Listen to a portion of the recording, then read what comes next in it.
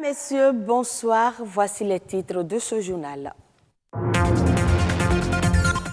Prisée dans l'alimentation, la viande renferme des éléments essentiels pour l'organisme. Blanche ou rouge, sa consommation excessive peut avoir des conséquences sur la santé. La photographie, un art confronté aujourd'hui à l'avènement du numérique. Certains professionnels rencontrent encore des difficultés pour se conformer aux nouvelles exigences du métier. Valoriser davantage les récades utilisées par les différents rois du Dahomey, c'est l'objectif de la création du musée de la récade. Nous irons à sa découverte dans ce journal.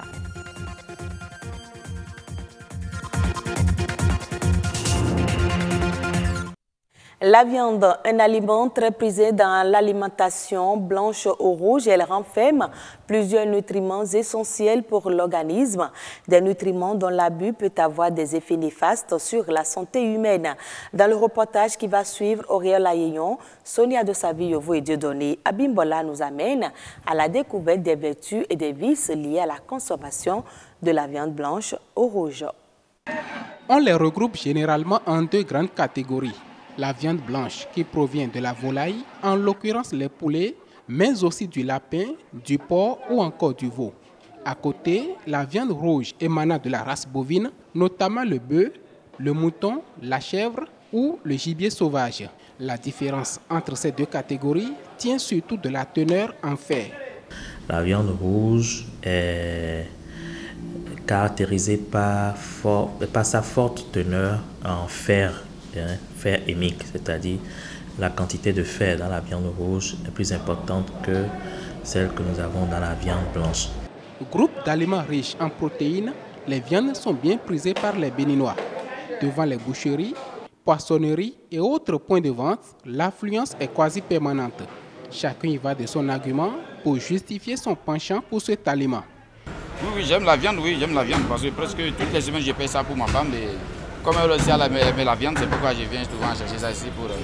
J'aime toute la viande, parce que la viande de bœuf, avant de tuer, on fait ça bien. Obsédé par ce ardent désir, l'on semble ignorer ou minimiser les risques liés à une consommation excessive de la viande.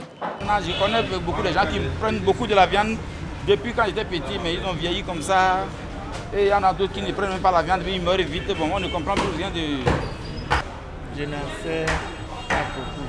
Mais moi, je consomme trop la viande, mais je n'ai jamais eu de problème. Je préfère venir prendre les poulets locaux ici. Je trouve que c'est une bonne viande. Je préfère d'ailleurs ça par rapport aux viandes de bœuf et autres, dont on ne sait pas vraiment la provenance, on ne sait pas la qualité. Et puis on entend souvent que ces genres de viande-là donnent des maladies. De toute façon, la maladie... Ça vient, ça on n'a pas la tête sur ça. Ça va venir, c'est un seul jour, ça va venir. On n'a pas la tête sur ça. Puis il y a la maladie, il y a quoi. Bon, ça c'est les paroles des gens. Pourtant, il en a. Comme en toute chose, l'excès de la viande dans l'alimentation expose le sujet à différentes sortes de maladies. Dans l'obésité, les maladies articulaires, par exemple la crise de goutte, elle est très fréquente quand on a une consommation excessive en viande rouge. Les maladies cardiovasculaires, les maladies hépatiques parfois, et surtout le cancer. Vous pouvez avoir le cancer colorectal, le cancer du côlon, le cancer du rectum, les intestins et parfois même le cancer du sein. Pour prévenir ces nuisances à la santé, le médecin conseille une certaine modération. Éviter d'aller au-delà de 500 grammes de viande rouge par semaine au profit de la viande blanche. Comme quoi, la santé, c'est aussi dans l'assiette. La photographie, une technique qui autrefois nécessite l'utilisation de la main, de la lumière. Mais depuis l'avènement du numérique, elle a connu une avancée notoire, une situation qui n'est pas sans conséquence sur le métier. Que devient la photographie à l'aide du numérique? Suivez ce reportage de Machel Betoro et Dine Bouraïma pour mieux comprendre. Utilisée pour immortaliser nos moments de peine et de joie, la photographie est un métier d'art visuel. C'est une technique qui permet de créer des images non par l'action de la main, mais par l'action de la lumière. La photographie est considérée comme un métier d'art et celui qui l'exerce, un artiste. Mon photographie vient du latin, qui veut dire photo, lumière, graphie, dessiner avec la lumière. Donc, ça porte son nom. La photographie, c'est écrire ou dessiner avec la lumière. C'est un artiste parce qu'il réalise des choses à travers ce que nous appelons communément avant appareil photo. Un appareil photo qui est composé d'un boîtier et d'un objectif. L'avancée de la technologie a touché la photographie. En cause, la photo argentique est passée au numérique, une métamorphose qui s'explique aussi clairement. La photo argentique, c'est la photo qui reste longtemps, qui permet de voir les gens jeunes après 50 ans avec le numérique. Celui qui a une imprimante dans son bureau peut se permettre de jouer au photographe. Accessible aux passionnés de l'image, la photographie vire de plus en plus dans l'amateurisme. L'avènement des appareils numériques, portables et autres supports de l'image a rendu les professionnels de ce métier moins actifs. Le photographe était respecté parce que c'est de sa maison, c'est de son laboratoire que sortaient les photos et ça porte sa griffe. Avec le boom des appareils portables, tout le monde se sert aujourd'hui de ça pour devenir photographe. Moi, je les appelle des photographes de circonstance. Cela n'empêche pas les consommateurs de la photo d'apprécier la facilité observée aujourd'hui dans ce métier. Quand vous faites des photos avec les appareils numériques, vous allez trouver qu'il y a une différence entre cette photo et les autres photos. Avec l'appareil photo, prendre une photo, faire des clichés, je vois que ça me mettait du temps avant de sortir, avant de laver une photo. Aujourd'hui, avec un bon portable, tu peux te faire une jolie photo, une belle photo. À l'instant T même, tu peux laver, ça fait sortir. Tu peux faire même des selfies en noir. Et c'est plus rapide encore. Une avancée technologique non pas sans conséquences sur le métier. Les photographes ne sont plus autant sollicités et par conséquent, le chômage guette plus d'un. Beaucoup de mes camarades ont quitté le marché. Ils sont allés peut-être faire autre chose. Et comme l'âge aussi les a frappés, et ils ne font plus la photo, la clientèle a quitté la main des photographes. La photographie nous échappe aujourd'hui. Le numérique a ses avantages, mais aussi ses inconvénients. En attendant que les amoureux du selfie ne continuent de jouir de la photographie, il urge donc pour ces techniciens de l'image, un peu dépassés par l'analogie, de penser à leur reconversion.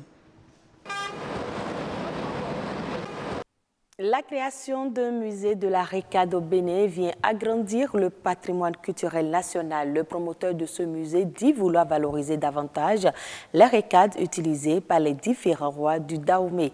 Assioum Gaba et Mathieu Sokenou nous amènent à la découverte du musée de la RECAD. Les Béninois ont longtemps entendu parler des RECAD utilisées par les rois de Dahomey. Mais aujourd'hui, ils peuvent mieux les connaître en visitant le musée de la RECAD. C'est les mêmes RECAD que le roi Béhanzin avec lequel il avait gouverné, a gagné beaucoup de guerres et affronté avec ces mêmes RECAD qui sont là. Nous avons les RECAD du roi Kézo, Glélé, Kaïkhessou et les RECAD zomorphes de quelques Amazones qui ont rayé au temps de Wesso Akaba. Son nom authentique, c'est Mankpo.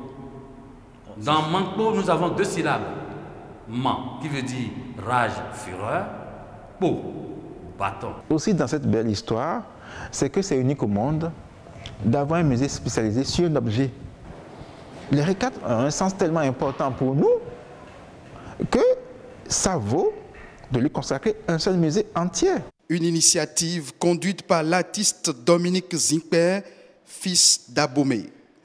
Il a bénéficié du soutien d'un antiquaire européen qui a financé la collecte des œuvres et la construction du musée sur un domaine offert par l'État béninois.